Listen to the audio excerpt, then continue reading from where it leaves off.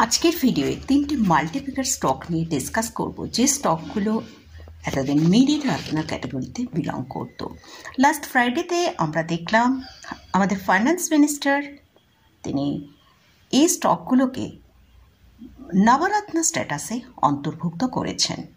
তো এই স্টকগুলো যে মিনি রত্ন থেকে নবরত্ন ক্যাটাগরিতে অন্তর্ভুক্ত হলো, তাতে কি কি সুবিধা পাবে সেটা নিয়ে ডিসকাস করব এবং এই স্টকগুলো নিয়েও ডিসকাস করব। তাহলে ভিডিওটা শুরু করা যাক। আমি নিরুপমা শেয়ার শেখো চ্যানেলের পক্ষ থেকে সকল বন্ধুদের স্বাগত জানাই।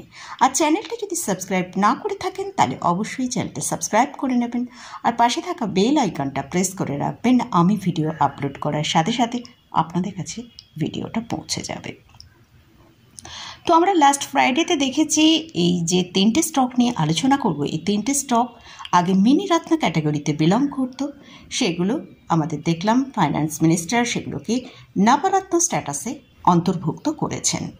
তো এই নবরত্ন স্ট্যাটাসে অন্তর্ভুক্ত হলে কি কি সুবিধাগুলো এখানে পাওয়া যায় সেটা আগে। এই সব কোম্পানিগুলো, এই নবরত্ন স্ট্যাটাসে যেসব কোম্পানিগুলো বিলং করছে, সেই সব কোম্পানিগুলো তাদের যে নেটওয়ার্থ তার 15% অথবা 1000 করোড় তারা ইনভেস্ট করতে পারবে গভর্নমেন্টের অ্যাপ্রুভাল ছাড়াই, কিন্তু তারা যে কোনো প্রজেক্টে তারা ইনভেস্ট করতে পারে। এছাড়াও ইনভেস্টমেন্ট করতে পারবে জয়েন্ট ভেঞ্চারে, তাদের সাবসিডারিজতে বিভিন্ন বেনিফিট কিন্তু তারা এই নবরত্ন স্ট্যাটাসে তারা পেয়ে থাকে। তো এবারে আসছি কোন কোন তিনটে স্টক লাস্ট ফ্রাইডেতে নবরত্ন স্ট্যাটাসে অন্তর্ভুক্ত হয়েছে। NHPC, national hydro electric power corporation, second হচ্ছে রেলটেল কর্পোরেশন, থার্ড হচ্ছে এসজিভিএন। এসজিভিএনের ফুল ফর্ম হচ্ছে সতলুজ জল বিদ্যুৎ নিগম লিমিটেড। এই তিনটে কোম্পানি মিনি রত্নে বিলং করতো। লাস্ট ফ্রাইডেতে এই কোম্পানিগুলো নবরত্ন স্ট্যাটাসে অন্তর্ভুক্ত করেছেন আমাদের ফাইন্যান্স মিনিস্টার। এনএইচপিসি সম্পর্কে আমি অনেকবারই ডিসকাস করেছি আপনাদের সাথে, তবুও একবার এদের ফান্ডামেন্টাল পজিশন সম্পর্কে একটু ডিসকাস করি। এনএইচপিসি এটা একটা হরিয়ানার ফরিদাবাদ বেসড কোম্পানি। এরা ইন্ডিয়ার গভর্নমেন্ট পিএসইউ কোম্পানি। এরা ইলেকট্রিসিটি জেনারেট করে এবং সেলও করে। এদের অন্যান্য এনার্জি সেক্টরেও বিজনেস রয়েছে, যেরকম সোলার, উইন্ডাল, টাইডাল, বিভিন্ন এনার্জি সেক্টরেও এদের বিজনেসটা বিস্তার করেছে। এই পাওয়ার জেনারেশনের ক্যাপাসিটি, এই এনএইচপিসির ক্যাপাসিটি হচ্ছে 7097 মেগাওয়াট। তার 13টা স্টেটে এদের 25টা পাওয়ার স্টেশন রয়েছে।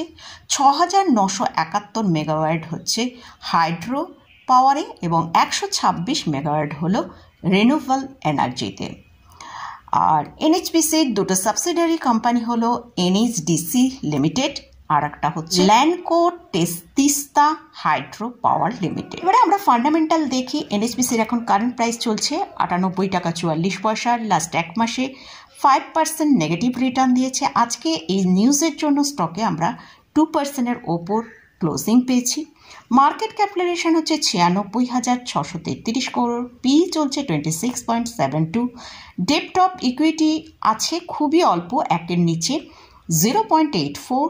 আরওই হচ্ছে 9.36%। ইপিএস হচ্ছে 3.60।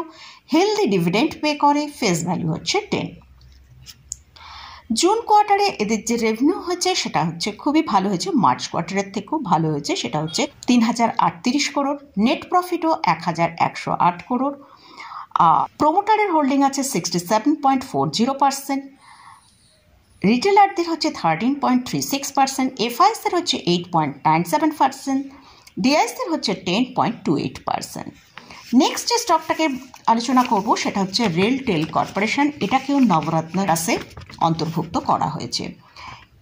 ইন্ডিয়ার একটা largest neutral telecom infrastructure company. এটাও পিএসইউ কোম্পানি। লাস্ট এক মাসে এরা নেগেটিভ রিটার্নই দেখিয়েছে। আজকে স্টকটা প্রায় 1%-এর ওপর ওপরে ক্লোজ দিয়েছে। মার্কেট ক্যাপিটালাইজেশন হচ্ছে 15,752 করোড়। পি হচ্ছে 61.43। ডেপ্ট টু ইকুইটি হচ্ছে 0.03। আরওই হচ্ছে 13.47%, ডিভিডেন্ড এরাও একটা ভালো পে করে। পিএস হচ্ছে 7.99, ফেস ভ্যালু এরও 10।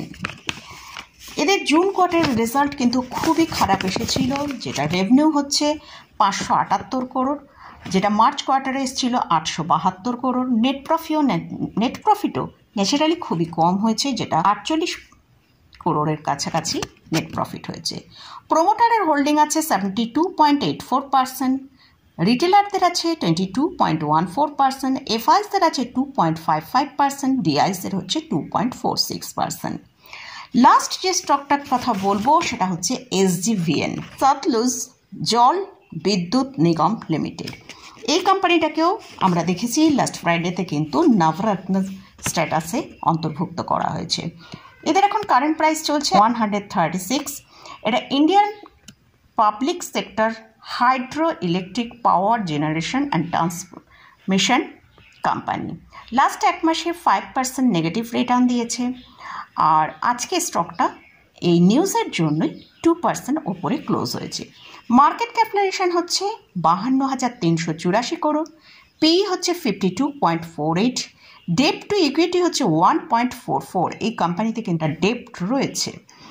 আরওই হচ্ছে 6.48%, ইপিএস হচ্ছে 2.54, আর ডিভিডেন্ড হচ্ছে 1.35%, ফেস ভ্যালু হচ্ছে 10।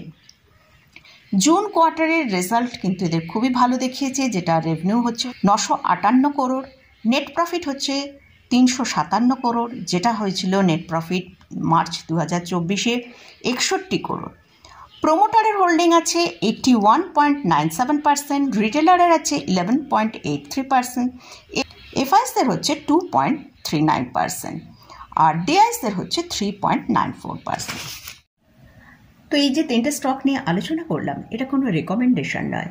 আপনারা যদি এই স্টকের কোথাও কোনো পজিশন নিতে চান, তাহলে ভালো করে আগে চার্ট অ্যানালিসিস করে নিই, তারপরে পজিশন নেবেন। তবে এই স্টকগুলো অলরেডি আমরা লাস্ট এক বছরে দেখেছি প্রায় 100%-এর ওপর র্যালি দেখিয়েছে, আর স্টকের মধ্যে এখন প্রায় প্রত্যেকটা স্টকই কোনোটায় 17%, কোনোটায় 20% ডিক্লাইনে চলছে। মার্কেট এখন হাইতে ট্রেড করছে। কোনো স্টকে কোনো পজিশন নিতে চান, তাহলে অবশ্যই buy and dip strategy follow করে তারপরে পজিশন নিতে পারেন। আর লং টার্মে অবশ্যই এই স্টকগুলো একটা ভালো পারফর্ম করবে বলে আমি মনে করি। তো যাই হোক, এই স্টকগুলো নিয়ে যে আলোচনা করলাম, এটা কিন্তু কোনোটাই আমি বাই রেকমেন্ডেশন করছি না। আপনারা যদি কোনো পজিশন নিতে চান, তার আগে ভালো করে চার্ট এবং ফান্ডামেন্টাল অ্যানালিসিস করে নিই, তারপরেই পজিশন নেবেন। তো মোটামুটি আজকের মতন ভিডিওটা এখানেই শেষ করছি। ভিডিওটা যদি ভালো লাগে অবশ্যই লাইক করবেন, শেয়ার করবেন, সাবস্ক্রাইব করবেন। ধন্যবাদ।